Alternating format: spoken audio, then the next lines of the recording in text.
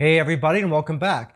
Today we're going to be using our Ninja Foodi pressure cooker to make roasted Tendercrisp chicken breast. That's a tongue twister right there. So you ready? Let's get into this. For our ingredients, we have our boneless, skinless chicken breast, minced garlic, lemon juice, chicken broth, capers, and we got a little bit of an herb combination. In this combination, we got some dry onion, thyme, parsley, oregano, and a little bit of black pepper. Then we got a little bit of oil for later, and also a little bit of salt and pepper for later. In a mixing bowl, we're going to take our chicken broth, our minced garlic, our herb combination, the stuff with the thyme in it, the capers, and the lemon juice. Mix those all up together just to get them combined. And then just set this aside for a minute. Next, in our pressure cooker, we're going to go ahead and lay out our chicken breasts. Get those as close together as you can. And remember, if you want to try out this recipe, all the ingredients and measurements are down in the description area of the video, along with the calorie count, the protein, the fat, the carbohydrates, and any other information you might need. Once you've got all that in there, we're just going to go ahead and pour our herb combination in right over the top of this and just kind of disperse it sort of evenly here. Next, we'll go ahead and turn this on, and we're going to throw on our pressure cooking lid. Just be sure that your pressure valve is set to seal, just like that. Then we're going to select pressure cook. Make sure it's set to high. If it's not, you can use the temperature controls here to flip that between high and low. And we're going to set this to 22 minutes.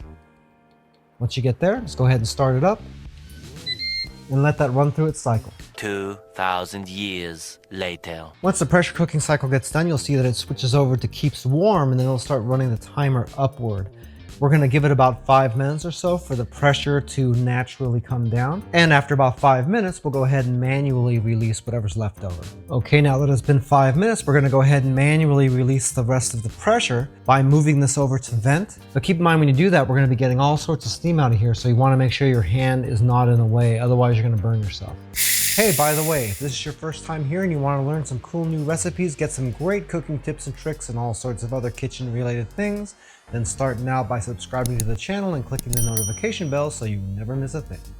Okay, once you've released all that pressure, we can go ahead and pull this lid off.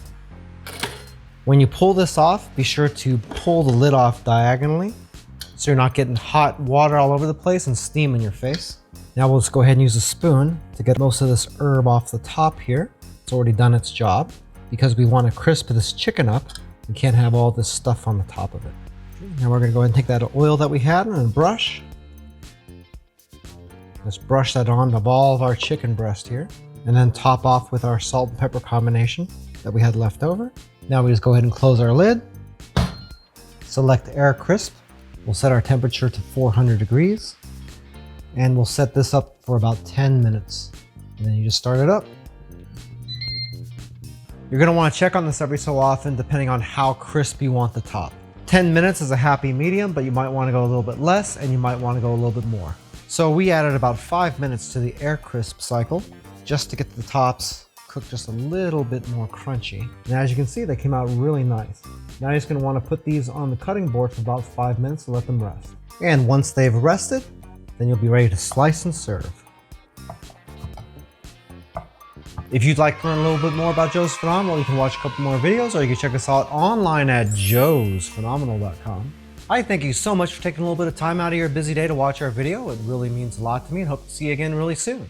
So until that time, once again, I'm Joe, and I hope you have a phenomenal day. Take it easy.